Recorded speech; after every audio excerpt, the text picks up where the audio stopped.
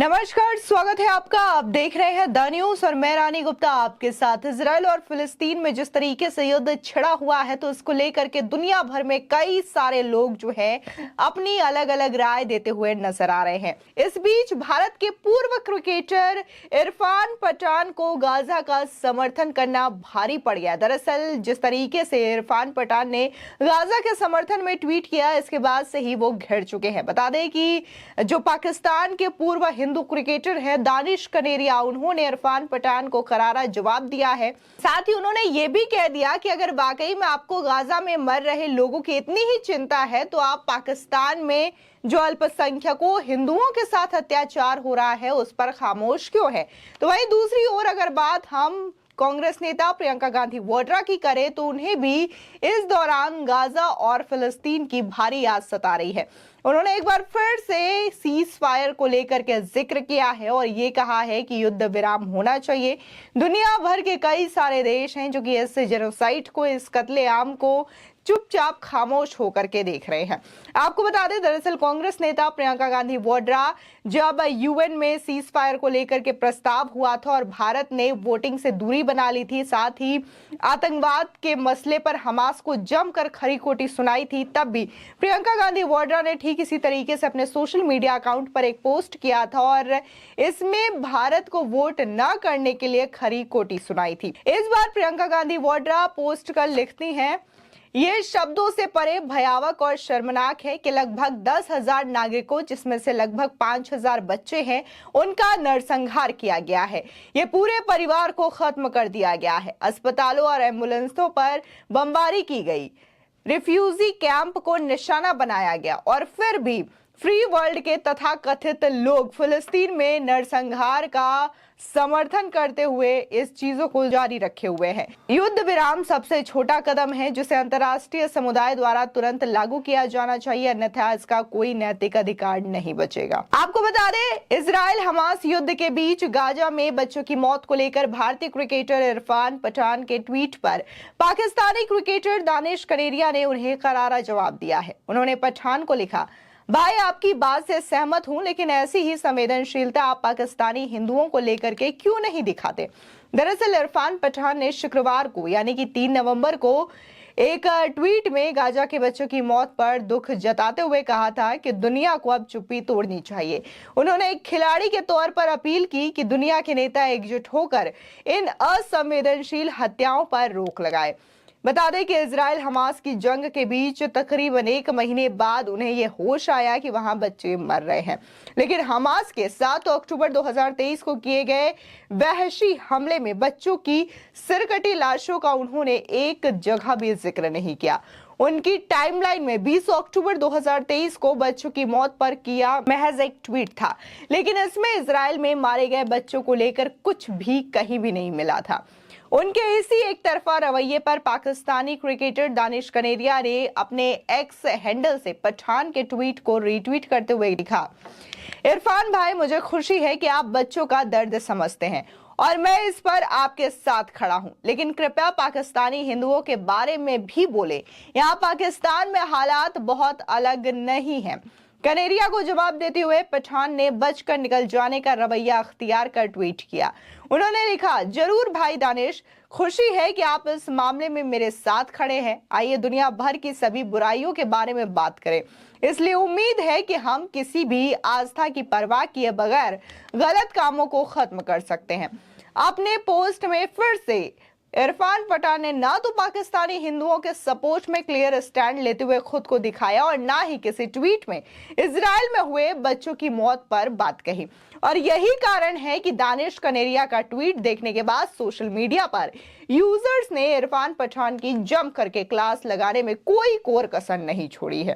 बता दें कि एक सोशल मीडिया प्लेटफॉर्म है और इसने बकायदा ट्वीट कर ये कहा है कि वो इसके लिए एक शब्द भी नहीं बोलेगा क्योंकि उसे अच्छा पेमेंट नहीं मिला। ये लोग कहीं भी हिंदुओं पर होने वाले अत्याचारों के बारे में नहीं बोलते, चाहे पाकिस्तान हो या फिर बांग्लादेश। इन्हें सिर्फ मुसलमानों का दर्द महसूस होता है और ये कोई परेशानी नहीं है, क्योंकि गाजा में निश्चित तौर पर से निर्दोष लोग मारे जा रहे हैं, लेकिन वो भी इसलिए क्योंकि उन्होंने हमास आतंकवादियों का समर्थन किया है। इसी के साथ ही एक सोशल मीडिया यूजर ने लिखा कि यह है पाकिस्तान में हिंदू बच्चों और महिलाओं की हालत। इरफान पठान, मुझे नहीं लगता कि आप इस बारे में बोलने की हिम्मत करेंगे। वही गौरतलब है कि पाकिस्तानी क्रिकेटर दानिश कनेरिया पाकिस्तान में हिंदुओं पर हो रहे अत्याचारों और शोषण के खिलाफ खासे मुखर रहे हैं और इसी वजह से उनका क्रिकेट का करियर तक दांव पर लग चुका है। लेकिन वो चुप नहीं रहे। इस बार भी उन्होंने इरफान पर एक तरफा रवैया देख अपनी आवाज उठाई, जिसे देख भारतीयों ने उनका सपोर्ट किया। आपको बता दें, दरअसल हमेशा ही दानिश कनेरिया इस तरीके से मुखर होकर के अपनी बातें सोशल मीडिया प्लेटफॉर्म एक्स के जरिए देते आए हैं। इससे पहले देखने को मिला था कि समाजवादी पार्टी के नेता को भी करारा जवाब दिया था दानिश कनेरिया ने। इसी के साथ ही आरफा खानम शिरवानी, जो कि द वायर की पत्रकार है, उनको भी बकायदा ये हिदायत दी थी कि अगर वाकई में आपको भारत में रहने में शर्म आती है तो फिर आप पाकिस्तान में आ जाइए। तो इस तरीके से लगातार दानिश कनेरिया जो है अपने जवाबों के जरिए लगातार चर्चाओं का विषय बने रहते हैं और कहीं ना कहीं जिस तरीके से दानिश कनेरिया समर्थन दिखाते हैं हिंदुओं को लेकर के, अपनी कल्चर को लेकर के, तो इस वजह से वो लगातार लोगों के बीच में चर्चाओं का विषय रहते हैं और खासकर जो भारत में उनके फैंस हैं या फिर दुनिया में कहीं भी उनके फैंस हैं, वो उनके इन राय का समर्थन भी करते हैं। आपको बता दें कि 7 अक्टूबर 2023 को हमास के इजराइल पर हमलों से 1400 से अधिक लोगों की जान गई है। इसमें बच्चे, बूढ़े, जवान, बुजुर्ग सब कुछ शामिल थे। यही नहीं, हमास की आतंकी 240 से अधिक लोगों को बंधक बना गाजा उठा ले गए थे। इसे लेकर इजराइल ने गाजा पट्टी पर जवाबी हमला बोला, जिसमें अब तक 9000 से अधिक लोगों की मौत हो चुकी है। और इसी चीज को लेकर के प्रियंका गांधी वाड्रा जो है अपने सोशल मीडिया प्लेटफॉर्म के जरिए ये कहती हैं कि युद्ध विराम होना चाहिए।